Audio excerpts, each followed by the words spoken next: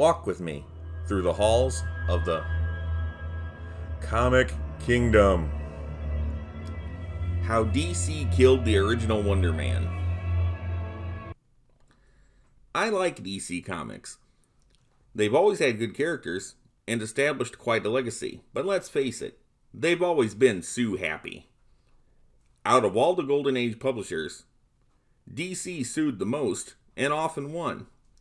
The fact is that they shouldn't have won all the time. When Superman debuted in 1938, he was an instant hit.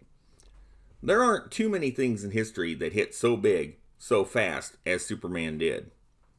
He wasn't the first superhero, but he set the standard for all to follow. And once Superman did break out, it was game on for the superhero genre. Comic publishers quickly came up with their own superpowered heroes and saturated the market. The problem was, DC wanted to be the only one with a Superman-like character, and they fought fiercely for their monopoly. Ultimately, DC would lose the fight, but in the golden age of comics, they took a number of characters down with them. One such casualty was the very first version of Wonder Man, property of Fox Feature Syndicate. The creation of Wonder Man. The Wonder Man everyone knows best today is a Marvel property, created in 1964. He debuted in Avengers number 9 and was originally a villain, but a series of events changed him into a superhero. Since then, Wonder Man has always been around, sometimes even in his own titles, but he's never been that big of a character. Marvel's Wonder Man has his fans, but for some reason, he's just never gained that top-tier status of popularity. There was more than one Wonder Man before him, though, and by the time Marvel came out with theirs, the name seemed rather generic. The first Wonder Man in comics was a creation of Fox Feature Publications. He was the lead feature in the title Wonder Comics and appeared in issue number 1, cover dated May 1939. Wonder Man was created by Will Eisner, who became best known for creating the Spirit the next year. Eisner's achievements are many, but the Spirit will always be the first thing people think about when hearing his name. Believe it or not, Wonder Man would make only one appearance. He didn't fail due to lack of interest. Far from it. Wonder Man died due to petty business politics. Wonder Man is a cool character. I enjoy him quite a bit. He was not a direct ripoff of Superman. Of course, Superman's popularity inspired a lot of people to come up with their own super guys. But Wonder Man was enough of his own character where copyright infringement shouldn't have been considered by anyone. Will Eisner was a pretty creative guy. Can you even imagine him totally ripping off someone else's character? DC and Fox. But how did this whole thing even get started? DC started in 1935 as National Allied Publications. They were fledgling for sure, but so was the entirety of the comic book industry. Financial troubles forced the founder Malcolm Wheeler Nicholson in early 1937 to partner with a couple people he wouldn't have otherwise. The company published Detective Comics number 1, cover dated March 1937, and named their company Detective Comics Inc. The title was aptly named because it featured fictional detective stories. Although the series did fairly well, cash flow problems persisted, and Nicholson was forced out after the first year. The Detective Comics Company really didn't become a major player in the industry until they released Action Comics number 1, cover dated June 1938. This issue introduced the character of Superman and became a mega hit right out the gate. The cover of this issue is the most famous comic book cover in history. There isn't any comic book cover more recognizable than Action Comics #1. At the same time this comic was taking off, a man named Victor Fox watched what was going on. He was a publisher of astrology magazines since 1936 and had previously been in trouble for stock swindling. Some people who worked closely with Fox later relayed he was an accountant for DC. He somehow found out about the sales figures of Action Comics #1 and got all excited. Whether he found this out from a distributor's report when he was publishing his magazines, or whether it was from working as an accountant for DC, the end result was the same. He immediately decided to go out on his own as a publisher of comics. Fox was an opportunist for sure, and would continue to develop a dubious reputation throughout the years. He made a point of setting up offices in the same building Detective Comics had theirs, no doubt to further keep an eye on what they were doing. That, of course, was going to rub the people at Detective the wrong way. No one wants a rival, especially that close in proximity. Victor Fox contacted Will Eisner, who was working for the Eisner and Iger shop at the time. Back then, there were companies called packagers that made content, later to be released by whatever publisher was paying. The comic book industry had to be around a while longer before they all started doing their own stuff in-house. Eisner went by the pen name of Willis, and wrote and drew what would be the only Wonder Man adventure in Wonder Comics #1. About Wonder Man. Eisner's Wonder Man was cool. His secret identity is Fred Carson, a radio engineer and inventor for the International Broadcasting Corporation.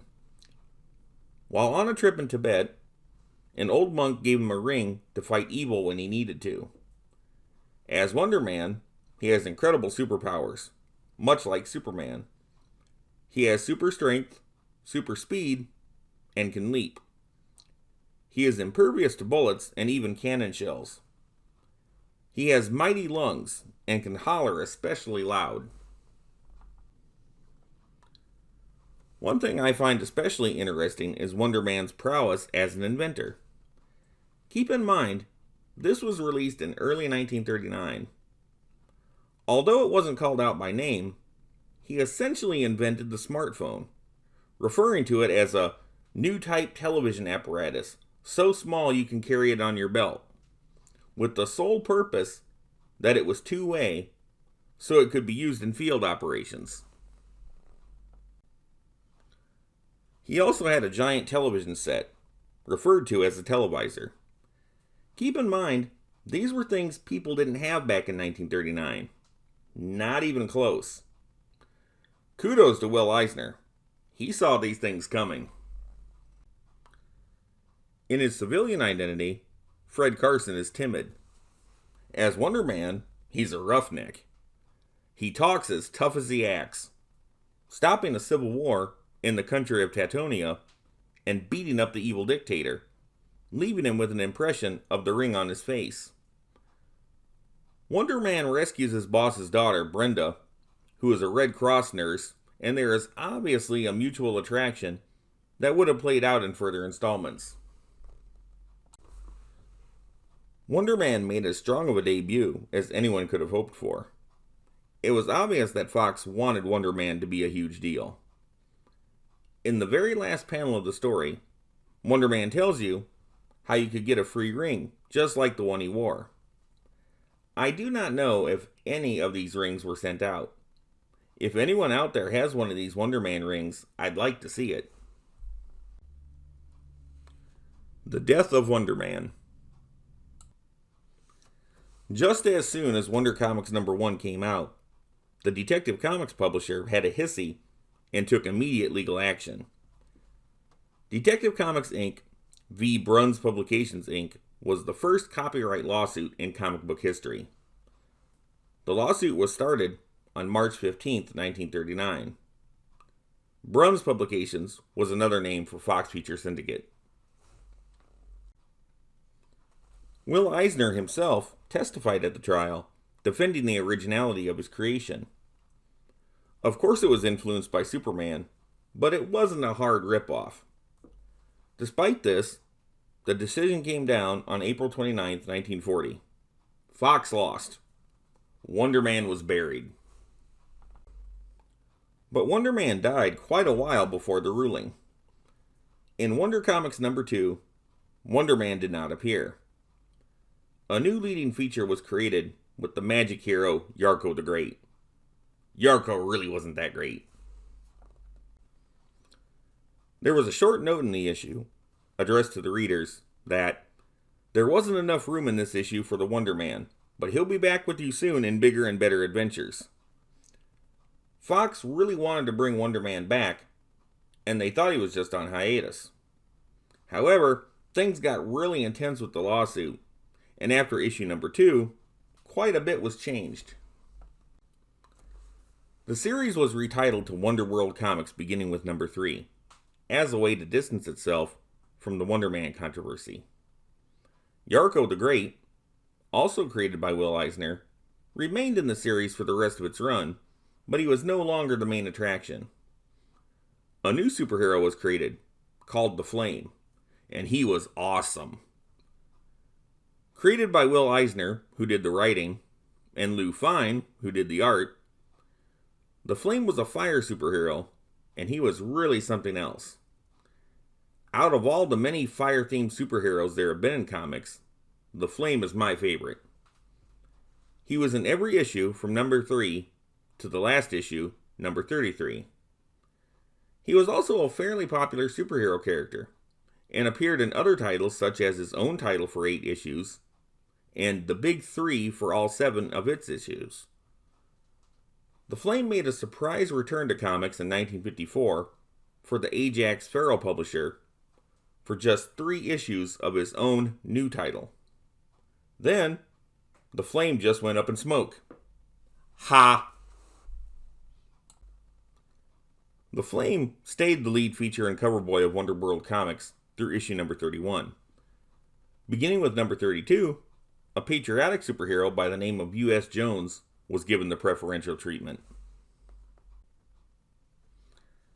I think Wonder World Comics is a great series, but it makes you wonder how things might have played out if Wonder Man was allowed to continue. Would the Fox publisher have lasted longer? Would the series have been a bigger hit with readers than it was? If Wonder Man had been allowed to exist and become successful, would Fawcett have even attempted Captain Marvel? These are all interesting things to think about if you're a comic book fan. The other Wonder Men, besides Marvel's. Even though Fox's Wonder Man died cruelly at the hands of DC's lawyers rather quickly, it did not stop other publishers from creating characters by this name. Nedor created not one, but 2 different Wonder Man heroes during the Golden Age. The first was Mystico the Wonder Man, who debuted in Startling Comics number 1, cover dated June 1940. He was a magic hero who wore normal clothes, nothing like the earlier Wonder Man, but a lot like the countless other magic heroes who were around at the time. Nedor's second Wonder Man, spelled as one word, was a definite superhero type, complete with funky costume. He debuted in Complete Book of Comics and Funnies number 1, cover dated August 1944. He had some power similar to Superman, and was an inventor like Fox's Wonder Man. He even became the leading feature in Nedor's series of Wonder Comics from issue number 9 to 15, continuing as a backing feature through number 20. Even though this came over 5 years after Fox's Wonder Man, I'm surprised DC didn't try to take this one to court. It wouldn't have been warranted, but I don't think the lawsuit against Fox's Wonder Man was warranted either. In 1948, Paget Publications from England created a superhero called Wonder Man, all one word, who starred in his own series through 1951. This character actually combined a lot of qualities between DC's Superman and Batman characters, adopting many of Superman's powers and the playboy lifestyle of Bruce Wayne. His real name was Captain Jack Justice, making him sound like a superhero even out of costume. In 1950, there was a superhero named Wonder Man, all one word, published in France by a company called Odox. He wasn't around all that long before he faded into obscurity. He had scary eyes and the ability of flight, was invulnerable, and had atomic powers. The eyes make him distinctive, but the other stuff was pretty standard superhero stuff at the time. A big surprise might be that DC itself created a Wonder Man character during the Silver Age.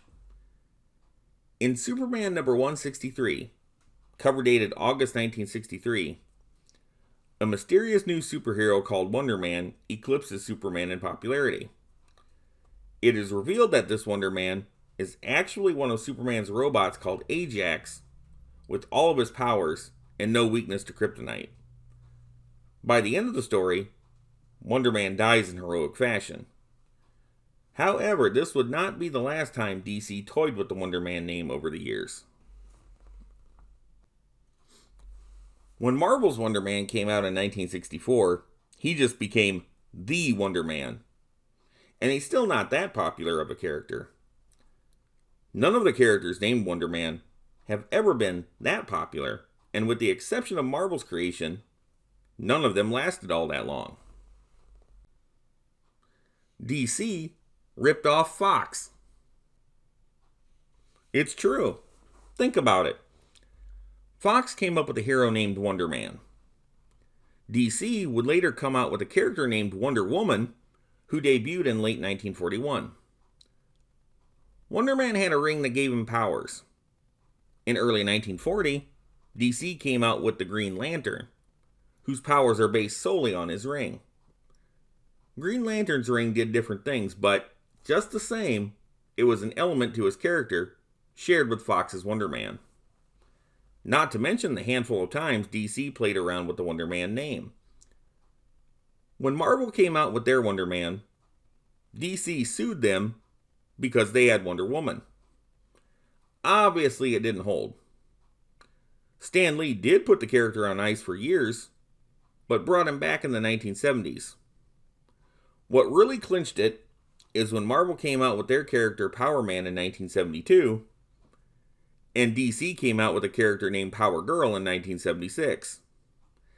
After that stunt, Marvel decided to bring back their Wonder Man, and that's just what it's been ever since.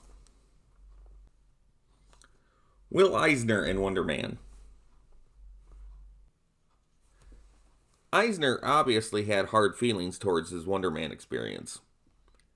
He was interviewed about the case many times, and he had everyone believe for decades that he testified against Fox, causing him to lose the case and for the character to be canceled, saying that he thought the character was a ripoff of Superman when he was doing it. He basically said this in a semi-autobiographical graphic novel called The Dreamer in 1985.